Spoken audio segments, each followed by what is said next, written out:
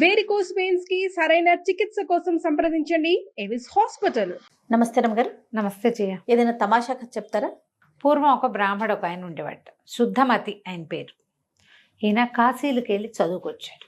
కాశీలో చాలా సంవత్సరాలు చదువుకుని 10వ ఏట వెళ్ళిపోయి 40 ఏళ్ళు కాశీలో చదువుకుని 50వ ఏట స్వగ్రామానికి వచ్చాడు. సరే, అంత పరమ విద్వాంసుడు, చాలా గొప్పగా చదువుకున్నాడు. ఆయన దగ్గర బోళ్ళంతమంది శిష్యులు చేరారు. చుట్టుపక్కల వాళ్ళు ఎవరో ఆయనకు ఒక పిల్లనిచ్చి పెళ్లి చేశారు. ఆ కాలంలో ఇలాంటివి జరిగేవి. ఆ అమ్మాయికి 14 ఏళ్ళు 13 ఏళ్ల పిల్లనో చేశారు. పిల్ల పెద్దదయ్యాక కాపురాన్ని తెచ్చుకున్నారు. కానీ ఆయనకి తన పెద్దవాడు, పిల్ల చిన్నపిల్ల అని చాలా అనుమానంగా ఉండేది భార్య మీద.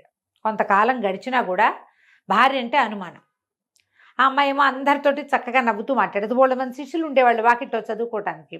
అందరితో నవ్వు మొహం పెట్టి మాట్లాడేది. ఆ పిల్ల సహజంగానే నవ్వు ఫేసు.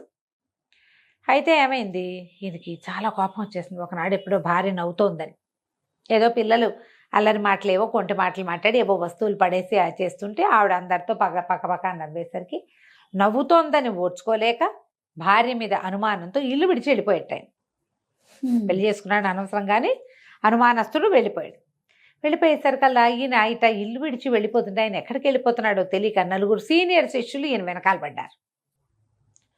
ఆయన ఎక్కడెక్కడెక్కడికో నడిచి వెళ్ళిపోయాడు. వీళ్ళు కూడా ఆయన వెళ్ళిన మార్గం వెతుక్కుంటూ ఆయన వెనకాల పడిపోయారు. పోతే ఒక గ్రామం దగ్గర కలుసుకున్నారు. కలుసుకునేసరికల్లా, ఏమిట్రా, నేను నా పెళ్ళాం మీద అనుమానంతో వెళ్ళిపోతుంటే మీరంతా నా వెంట పడ్డారు, పోపండి అన్నాడు. అనేసరికి వాళ్ళు అన్నారు, అయ్యో గురువుగారు, ఎంత మాట అండి, మహా ఇల్లాలు, ఆవిడ మీద అనుమానం ఏమిటండి? మేము ఆవిడతోటే ఉంటాం, మేము ఆవిడ గుణం కనిపెట్టమా? అసలు ఉంటుంది కాదండి, ఆవిడ చాలా మంచిది, ఉత్తమ ఇల్లాలు, తల్లి లాంటిది మాకు, మీరు ఇంత మాట అనుకోకండి, పదండి మనం వెనక్కి వెళ్ళిపోదాం. అసలు ఆవిడ పేరు మీద మీరు ఇట్లా అనటానికే వీల్లేదు. ఆవిడ ప్రవర్తన బాగుండకపోతే అందరు ఇంతమంది పిల్లలు ఆవిడతోటి ఎట్టా బాగుంటారండి అని బాగా నచ్చజెప్పారు.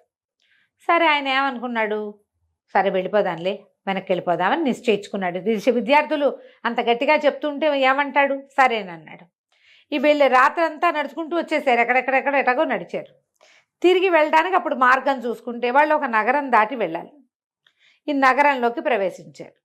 ప్రవేశిస్తే ఏమైంది, కొంత దూరం వెళ్ళేసరికి వీళ్ళకి కాళ్ళు పీకేస్తున్నాయి, ఎండకి చెమటలు పోసేస్తున్నాయి, ఏం చేయాలో తెలియక సంకలో దర్భాసనాలు ఉన్నాయి, దర్భలు పట్టుకుని రోడ్డు మీద కూర్చున్నారు. దానికి ముందుగా ఒక బావి ఉంది. ఆ బావిలోంచి నీళ్లు తోడి తెచ్చుకుంటున్న ఒక శ్రోత్రియ బ్రాహ్మణ స్త్రీ ఒక ఆవిడ, ఎవరండి మీరు అనేసరికల్లా, మేము బాటసార్లమమ్మా అన్నాడు. మీరేం బాటసార్లు అంతే అని 2 అడుగులు. అయితే పరదేశులమమ్మ అన్నాడు. మీరు పరదేశులు కాకేంది ఆయన, భలే చెప్పారు అని వెళ్ళిపోయింది. అదేంటి, మనం బాటసార్లు కాదు పరదేశులు కాదా అంటే మనం ఎవరం అని వీళ్ళు ఆలోచించారు. ఆవిడ బిందెని ఇంట్లో నీళ్ళు పోసి వచ్చేసి మళ్ళీ బిందె పుచ్చుకొచ్చింది. అయితే అమ్మ, మేము మార్గస్థులం అన్నారు.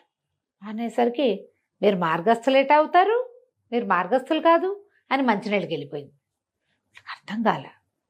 అంటే మనం బాటసార్లం కాదు, పరదేశులం కాదు, మార్గస్థులము కాదు, మనం ఎవరం, మనకు మూఢత్వం, మనకేం తెలియదని ఆవిడ మంచినీళ్ళు బిందె పుచ్చుకొని మళ్ళీ వస్తుంటే, మేము పరమ మూఢులమమ్మా అన్నారు. మీరు మూఢులు కాకేమైనా, మీరేం మూఢులు కాదు అని అనగానే వీళ్ళకి అనిపించింది, అయ్యో బాబోయ్, ఇంత చదువుకున్నాం, గురువుగారు మరీ పెద్ద గొప్ప చదువు ఉన్నది, మన గురువుగారికి తెలీదు, మనకి తెలీదు, ఈ అమ్మగారికి ఏదో చాలా బాగా తెలుసు, ఈవిడితోటి చదివేదనే చదివించుకోవాలి, మేమెవరో చెప్పమమ్మా అన్నారు. అనేసరికి ఆవిడది, బాబు పొద్దెక్కిపోయింది, మా ఇంటికి వచ్చి వంట చేసుకుని తినండి, చెబుతాను, మీరెవరో చెప్తాను అనగానే సరే వీళ్ళు ఏం చేశారు, అమ్మయ్య బతుకు జీవుడు అనుకున్న ఎండలో చెమటలు విసురుకుంటారు.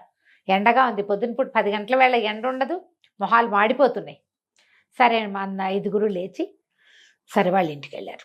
ఆవిడ ఏం చేస్తుంది, ఇట్లా అతిథులు అవి వాళ్ళు వచ్చినప్పుడు వండుకోవడానికి వీళ్ళ వంటిని అనుకుని ఇంకో పెద్ద వంటిల్లు ఉంది బయట, వాళ్ళు వండుకునేందుకు. ఈవిడ మడి ఆవిడది, వాళ్ళ మడి వాళ్ళది. పెరట్లో బావి చూపించింది, ఆయన అదిగో వంటిల్లు, సామాన్లు అవి ఉన్నాయి, వంట చేసుకోండి అంతే. ఈవిడ భర్త రాజుగారికి పురాణం చెప్పే పండితుడు, రోజు పురాణం చదువుతాడు. రాజుగారి పురాణాలు అవి వింటారు పొద్దుటి పూట. పరమ అనుమానం వాడు, భార్య అంటే చిన్న అనుమానం కాదు ఆయనకి. వీళ్ళకి ఏం చెప్పింది, అయ్యా మా ఆయన అంత మంచివాడు కాదండి, మీరు చకచక బాగా పొద్దెక్కేసరికల్లా వంట అది కానిచ్చుకుని భోజనాలు చేసి వాకిట్లో కూర్చోండి అంటే సరేనన్నారు. కానీ వీళ్ళు అవి గీతాపారాయణం చేశారు, సంధ్యావందనాలు చేసుకున్నారు, ఏమిటో మాట్లాడుకున్నారు, ఏదో పని చేశారు, వండారు. ఎప్పటికీ వీళ్ళ వంట వల్ల ఈ లోపల ఆవిడ వంట అయిపోయింది. ఆయన రాని వచ్చాడు. ఆయన అప్పుడే గురువుగారు రామాయణం చెప్పి భారతము నడిచి ఇంటికి వచ్చి చూసేసరి కల్లా ఏముంది, వంటింటో ఎవరో మగవాళ్ళు తిరుగుతుంటే గబగబా యువతల వైపు నుంచి ఆ వంటింటి గడి పెట్టేసి తాళం పెట్టి పరిగెత్తుకుంటూ మళ్ళీ రాజుగారి దగ్గరికి వెళ్ళిపోయాడు. అయ్యా, నా భార్య మంచిది కాదు, దుష్టురాలు, ఆ పిల్లని శిక్షించండి అని నేను ఎన్నిసార్లు చెప్పాను మీకు, మీరు సాక్ష్యం లేదు అట్లా చేయకూడదన్నారు, సాక్ష్యం తెచ్చా. వంటింటో 5 బ్రాహ్మణులు దాచింది మా ఆవిడే, ఈయన అంకే చెప్పాడు. మరి చూడండి కావాలంటే. రాజుగారు కంగారు పడ్డారు. ఇదే మాట, పదండి చూద్దామన్నారు. రాజుగారు, పండితుడు, ఇద్దరు పురాణ ప్రవచనకర్త, ఇద్దరు కలిసి వచ్చారు. వచ్చేసరికల్ ఈవిడ దండం పెట్టింది, తలుపు తీశారు.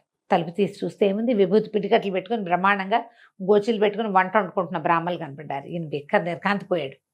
ఎవరో ఏమిటో అనుకుంటే వీళ్ళు విభూతి కట్లు పెట్టుకున్నారు శుభ్రంగా, ఏమిటో మంత్రాలు చదువుకుంటూ అన్నం వండుకుంటుంటే వాళ్ళని ఏమనాలో తెలియలే. ఎవరండి మీరు అని అడిగాడు. అదే బాబు, తెలియక ఈవిడ వెనకాల వచ్చాము అన్నాడు శుద్ధమతి గారు. ఏమిటండి అన్నాడు. రాజుగారికి అర్థం కాలే. అవునండి, మేము ఎక్కడి నుంచో వచ్చాము, మా ఊరు వెళ్ళబోతున్నాము, అక్కడ కూర్చున్నాము, కూర్చుంటే మేము మార్గస్థలం అంటే మీరు మార్గస్థులు కాదంటుంది, పరదేశులం అంటే పరదేశులు కాదంటుంది, బాటసారులు అంటే బాటసారులు కాదంటుంది, యాత్రికులు ఉన్నారు, బాటసారులు యాత్రికులు ఏది కాదంది, మూఢులం అంటే మూఢులం కూడా కాదంటోంది. అందుకని ఆవిడ పండితురాలు ఏదో మాట చెప్తుంది కదా, ఈ లోపల ఎండను పడి వచ్చామని అన్నం వండుకుని తినమంటే అన్నం వండుకుంటున్నామండి అన్నాడు. అనగానే రాజుకి ఈ పండితుడు చెప్పిన మాట ఇక్కడ వర్కౌట్ కావట్లా, ఇదేదో ఇంకో వేరే వ్యవహారం ఉంది. అక్కడి నుంచి బ్రాహ్మణ ఆవిడ్ని పిలిచాడు, దండం పెట్టాడమ్మా, వీళ్ళని మార్గస్థులు కాదని ఎందుకన్నావమ్మా? మార్గస్థులైతే దారి మధ్యలో కూర్చుంటారా అండి ఎవరైనా? వీళ్ళు దారి మధ్యలో దర్భలు వేసుకుని కూర్చున్నారు. మార్గంలో నడిచిపోయే వాళ్ళు నడిచిపోతారు, దారిలో కూర్చున్న వాళ్ళని మార్గస్థులని ఎలా అంటాం? పాయింట్. నువ్వు పరదేశులు కాదని అన్నావేంటమ్మా, వీళ్ళది ఊరు కాదు కదా అని. పరదేశి అయితే పరదేశికి మన భాష ఎట్లా వస్తుందండి? వాళ్ళు మన భాషే మాట్లాడుతున్నారు కాదు, మన భాషే మాట్లాడుతున్నప్పుడు వాళ్ళని పరాయి దేశం వాళ్ళని ఎట్లా అనుకుంటాం? వాళ్ళు పరదేశులు కాదు, మన దేశం వాళ్ళే, ఇక్కడే ఏదో ప్రాంతం, దగ్గర ప్రాంతం వాళ్ళే. పాయింట్ ఇది కూడా. మరి యాత్రికులు అన్నారు వాళ్ళు, అంతే కదా, అక్కడ ఎక్కడి నుంచో వస్తున్నామని చెప్పారు. అంటే అట్లా ఎట్లా అవుతారండి వాళ్ళు? అనుకోండి పోనీ అట్లాగే, ఎక్కడ బస చేయాలో అక్కడ బస చేస్తారు, దారి మధ్యలో కూర్చుంటారా? యాత్రలు చేసే వాళ్ళకి ఎలాంటి ఐడియాలు ఉంటాయి? అంతే, ఎక్కడ సత్రాలు ఉన్నాయి ఏంటనేది తెలుసుకొని వెళ్తారు. ఇది కూడా పాయింట్. ఈ పాయింట్లన్నీ వర్కౌట్ అయ్యాక రాజుగారు అండి, మీరు మూఢులు కాదని అన్నావుట కదమ్మా, మూఢులు కాదంటావా అమ్మా వీళ్ళని? ఆవిడ మాట్లాడకుండా చెప్పలే సమాధానం. రాజుగారు ఈవిడేదో కంగారు పడుతోందని, అమ్మ నువ్వేం భయం లేదు, నువ్వేం చెప్పినా సరే. ఈవిడంది, వాళ్ళు మూఢులు ఎందుకు అవుతారండి? మిట్ట మధ్యాహ్నం అపరాహ్న వేళ 5 బ్రాహ్మణుడు వంటింట్లో ఉంటే ఆ 5 తన పెళ్ళామే దాచిందని చెప్పే పండితుడు, అంత మాట పండితుడు చెబితే దాని వెనకాల నమ్మి వచ్చే రాజు కంటే మూఢులు ఎవరైనా ఉంటారా లోకంలో? మిట్ట మధ్యాహ్నం వేళ ఎవరైనా వ్యవహారాలు చేస్తారా? అది కూడా 5 బ్రాహ్మణులతో. వాడో మూఢుడు, వాడిని నమ్మిన రాజు ఇంకో మూఢుడు. రాజుగారు నాలుగు కొరుక్కున్నాడు.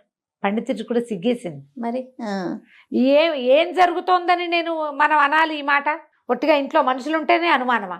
రాజుగారు మాట తగ్గించుకుని ఏం మాట్లాడాలో తెలియపోతే అప్పుడు శుద్ధమతి చెప్పాడు, అయ్యా మగవాడి బుద్ధి అండి ఇది, నేను కూడా ఈ పొరపాటుతోటే నా భార్య విద్యార్థులందరితోటి స్నేహంగా ఆపేక్షగా ఉంది, అది ఓర్చుకోలేకే వచ్చేసాను, నా వెంటబడి నా శిష్యులు వచ్చారు, ఇక్కడ ఇది కనపడుతోంది, భార్య కళ్ళగా నవ్వుతూ ఉంటే తన కోసం నవ్వాలి తప్పిస్తే ఇతరుల కోసం నవ్వకూడదంటే వాళ్ళు బతికుండకూడదని అనుకుంటాం మేము, అదే తప్పు, నేను కూడా ఆ తప్పే చేశానండి అంటే రాజు కాస్త తీర్పు చెప్పి ఇట్లాంటి పనులు చేయకూడదని, భార్యల్ని సజావుగా చూసుకోవాలని చెప్పి ఆ వచ్చిన పై ఊరు నుంచి వచ్చిన శుద్ధమతికేమో ఏదో కాస్త 100 వరహాలు బహుమతి ఇచ్చి, పాఠశాల బాగా జరుపుకోండి గురుగారు, మీ భార్యని అనుమానించకండి అని చెప్పి పంపించాడు.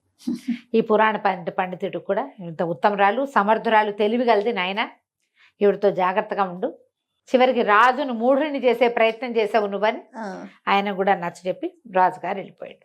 కథ కంచికి మనం ఇంటికి. మంచి నీతి ఉన్న కథ అండి. అనుమానం. అనుమానం. ఆ అనుమానంతో తన ఇంట్లో ఉండడు, తను లేనప్పుడు భార్య సంతోషంగా ఉండకూడదు, తను లేకపోతే అది మంచి చీర కట్టుకోకూడదు, పువ్వులు పెట్టుకోకూడదు, ఎవరితో నవ్వుతూ మాట్లాడకూడదు, ఇలాంటి భావాలు ఉంటాయి. ఇప్పటికీ ఉన్నారు కదా జయ, ఉన్నారు రమ్మగారు. అనుమానం పడేవాళ్ళు ఎంతమంది. ఆడవాళ్ళకే అనుమానం ఉంటుంది అనుకుంటాం, అవును.